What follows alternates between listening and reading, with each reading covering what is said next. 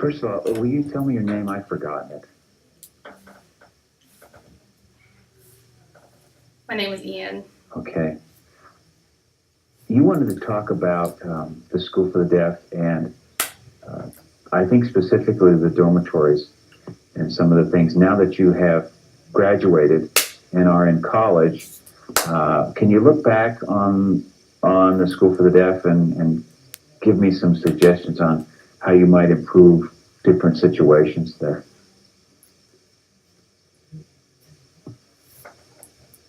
I'm not really sure. Like, I think they could improve, but I think mainly listening skills. Like, their rules were a little strict. Do you think they were strict because you were mischievous, or were they strict with everybody? What do you mean? Well, did you think that the dormitory people were strict with you more than other students, or do you think that you were just a little hellion and caused enough trouble to be strict with?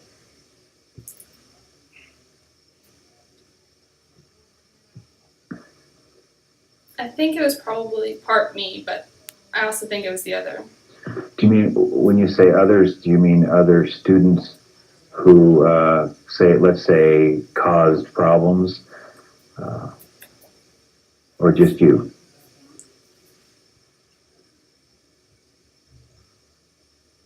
What do you mean problem? Give me an example. Like, here's an example. If a group of people wanted to go out for the weekend, the dorm people would say no.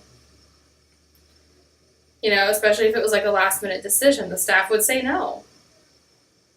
And you didn't think there was any reason for that?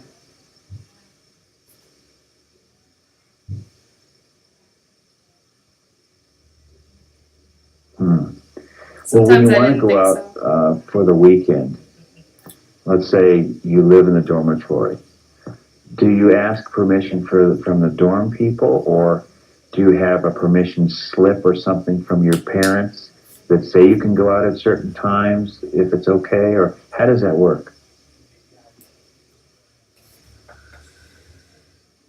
You need to have your parents' permission. They sign a paper, everything like that. But sometimes, like, if it was just like a last minute thing, they would not accept Okay. it. They wouldn't let us go. Well, what is usually a fair amount of time to let dormitory people know that you'd like to go somewhere?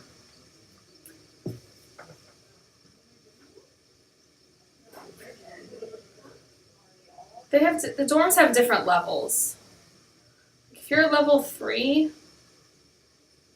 you have more freedom than level 1s. Level 1s are really limited. Level 2s have more than level 1, and so on and so forth. Okay. So what determines the level? Let's say that you're a level 3. How would you become a level 3?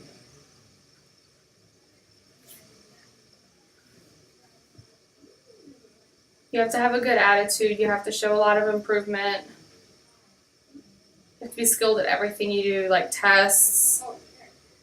Uh, does it have to also do with age at all, or are these level three levels you're talking about only at high school, for high school students? Yes. Okay, so if I was a senior, I would probably have more privileges or at a higher level than a junior. Does that make sense?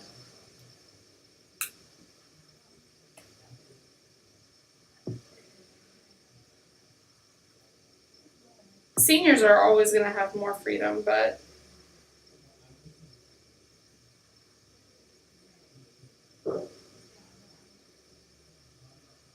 seniors live alone, so they have different rules.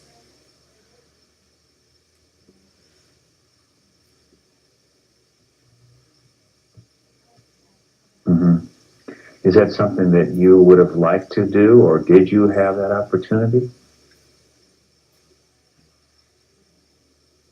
I would have liked the opportunity. Did you have the experience in doing it and living alone, or very recent? not much supervision, let's put it that way. We were careful. But was it less than the other students who were at a lower level?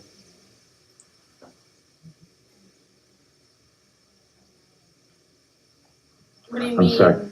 I'm sorry, I'm not being very clear. If you're a level 3, or if you live on your own, or almost alone, I guess, is that a goal that you strive for? And did you have that opportunity when you were at the School for the Deaf? So you earned that. Yes. Well, I didn't earn it. The dorm wanted to teach seniors how to live alone. So when they went out into the real world, but how to live alone and have those skills.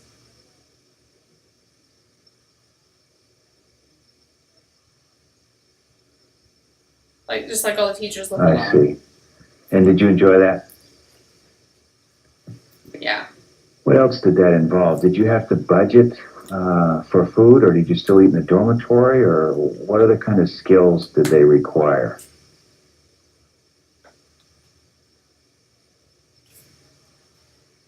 I'm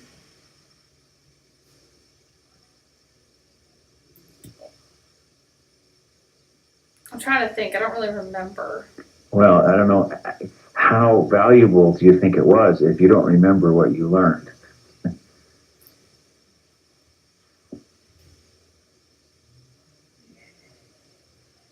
Yes, it was.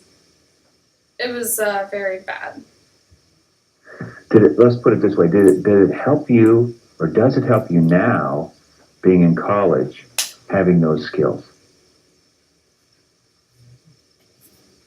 Yes, it helps.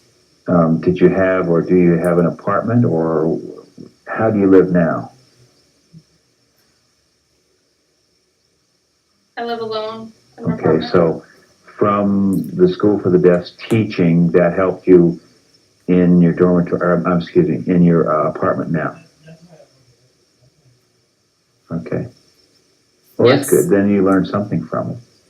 What would you change about the dormitory to make it better for, let's say, juniors and seniors that are going to the School for the Deaf now?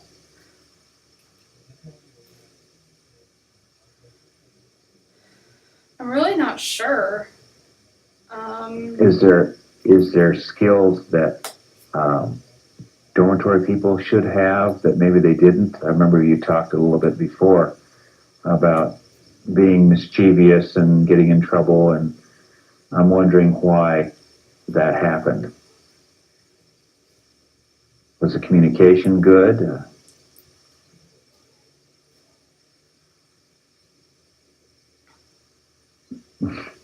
Kind of just did what we wanted. Okay, well, maybe that's a problem that no dormitory person could handle. I don't know. Is there anything else that you wanted to talk about the dorm or the School for the Deaf? No? Okay. No? Well, I thank you for coming in, and we'll chat again pretty soon, I think.